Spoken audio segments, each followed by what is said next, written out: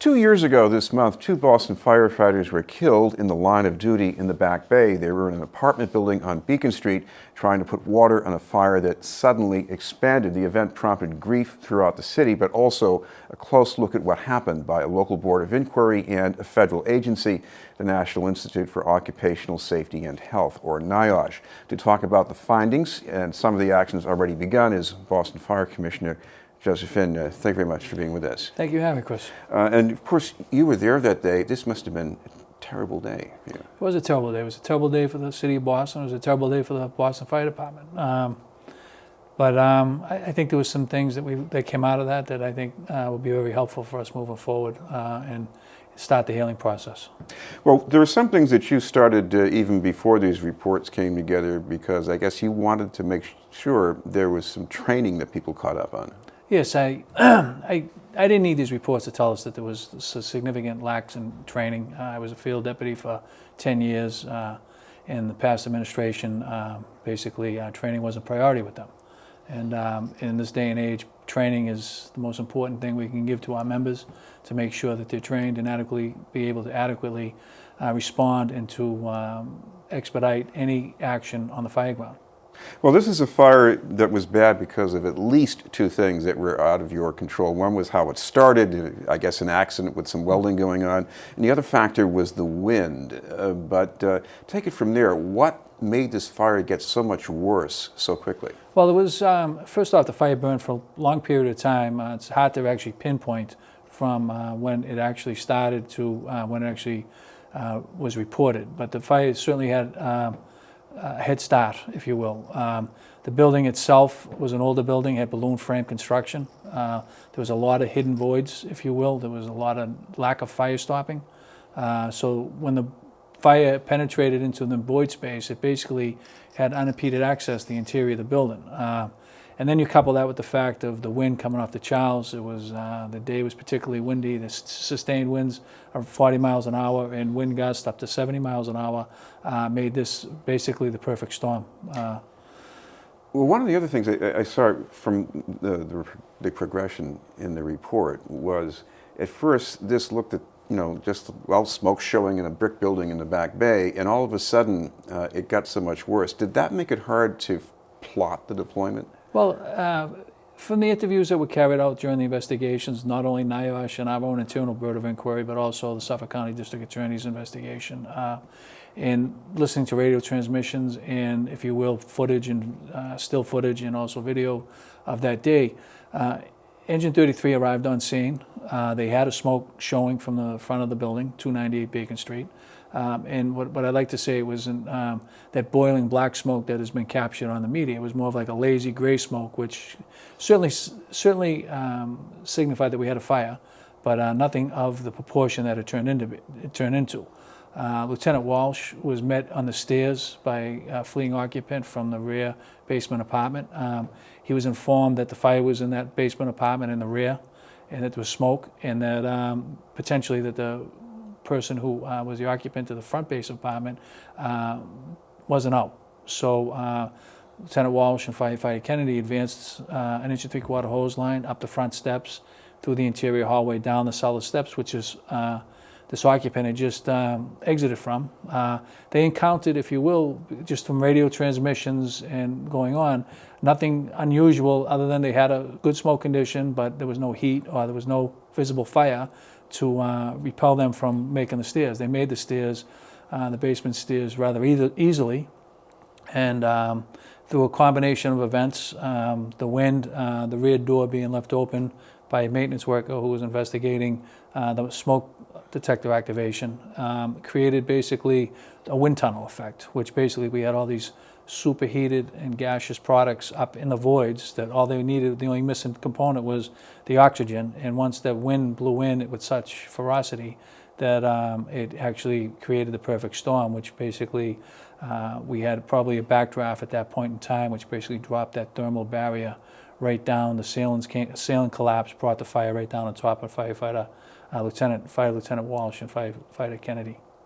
What do you train people to do differently? It's hard for me to imagine how they could have done anything differently. Well, I'm not so sure they could have.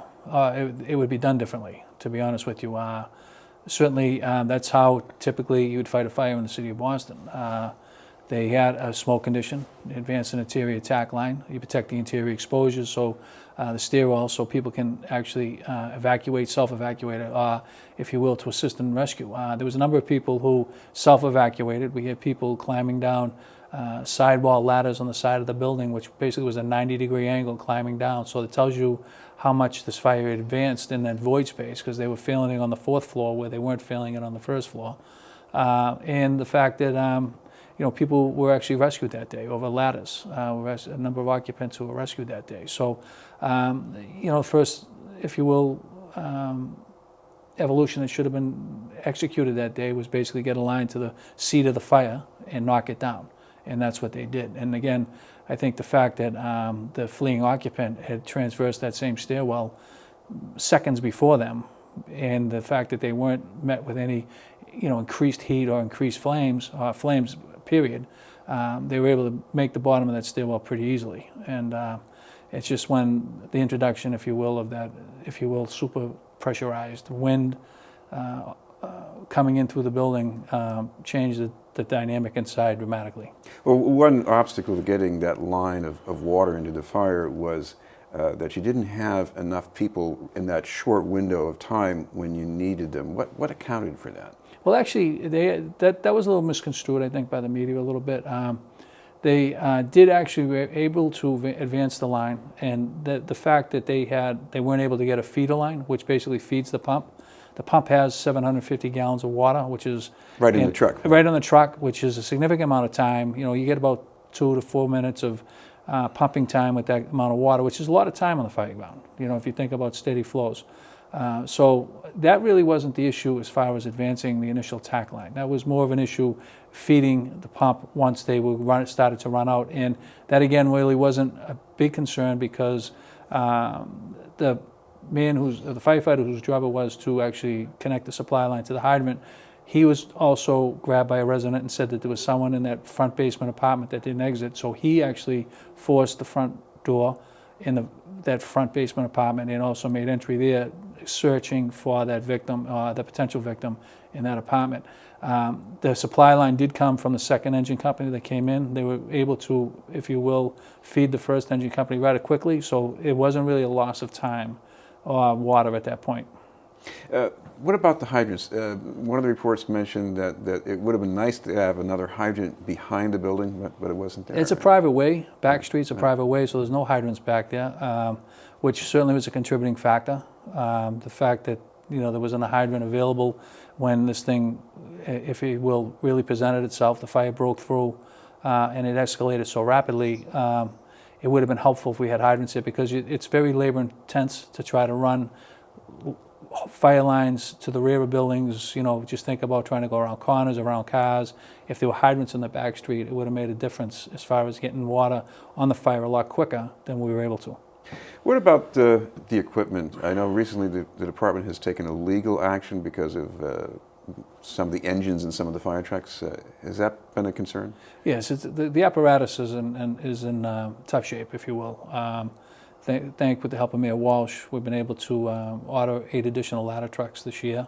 The equipment, we are looking into legal action. We're going to be pursuing a civil lawsuit on product liability and warranty. But the apparatus, we have some issues.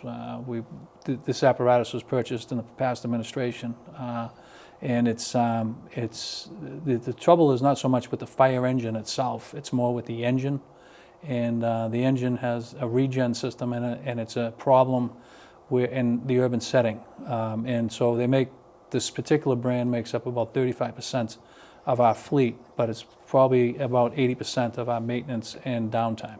One more thing about the urban setting. It's changing rapidly in Boston. A lot of new buildings downtown, very tall buildings. Are you concerned about being able to be ready for handling Well, that? it's funny when you talk to some of the pundits or some of our critics, and I like to point this out, is that Boston's a city that was built to burn. It's an old city. I mean, we have some very if you will, challenging neighborhoods, the North End, Beacon Hill, the Back Bay, South Boston, East Boston. We have some very challenging neighborhoods as far as fire, travel, and speed.